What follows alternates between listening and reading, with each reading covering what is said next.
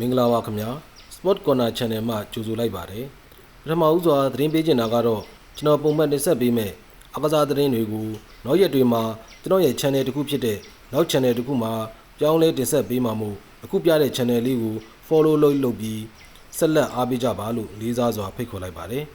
ဆက်လက်ပြီးမနက်ဖြန်ဇူလိုင်လ2ရက်နေ့မှာကစားကြမယ့်ကမ္ဘာ့ဖလားရှုံးထွက်ပွဲစဉ်ရဲ့စတုထမြောက်နေ့ပွဲစဉ်တွေကိုသုံးသက်တင်ပြသွားမှာဖြစ်ပါတယ်ပထမပွဲစဉ်ဖြစ်မြန်မာစံတော်ချိန်မနက်2နာရီခွဲအချိန်မှာဘယ်လ်ဂျီယံအသင်းနဲ့စီနီဂေါအသင်းတို့ရှင်ပြိုင်ကြမှာပါအခုမှပထမဆုံးတွေ့ဆုံတဲ့အသင်းတွေဖြစ်ပါတယ်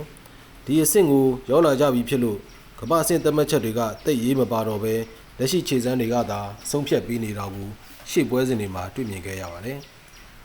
ဘယ်လ်ဂျီယံတို့ကအုပ်စုဖွဲ့မှုမှာ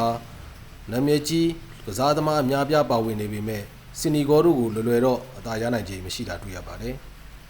စီနီဂေါနောက်တန်းကတိတ်အားရစရာမရှိလို့ဘယ်လ်ဂျီယံတိုက်စစ်မှုတွေ9ရလက်ကောင်းခဲ့မယ်ဆိုရင်ပွဲချိန်မိနစ်90အတွင်းဘယ်လ်ဂျီယံတို့အနိုင်ရသွားမယ်လို့မျှော်လင့်ရပါတယ်နောက်ထပ်ပွဲစဉ်အဖြစ်အမေရိကန်အသင်းနဲ့ဘော့စနီးယားအသင်းတို့ဟာမြန်မာစံတော်ချိန်မနက်6နာရီခွဲအချိန်မှာကစားကြမှာပါအမေရိကန်မြို့သားဘောလုံးအသင်းအနေနဲ့ကမ္ဘာ့ဖလားမှာရခင်ကရောက်ရှိခဲ့ဘူးသေးခြင်းမရှိတဲ့အဆင့်ကိုရောက်ရှိရဖို့မျှော်လင့်နေကြပါတယ်ဘော့စနီးယားတို့ဟာသူတို့ရဲ့နောက်ဆုံး6ပွဲမှာဂိုးမပေးရတဲ့ပွဲမရှိခဲ့တာကြောင့်ပူးရဲအင်ရှင်အမေရိကန်တို့ကိုဟန်တားနိုင်မဲ့အခြေအနေမရှိတာပါဒီပွဲကအမေရိကန်တို့ပြောကြရမယ့်ပွဲဖြစ်ပါတယ်နောက်ရက်များမှာလည်းနောက်ထပ်ရှင်ပြိုင်ကစားကြမယ့်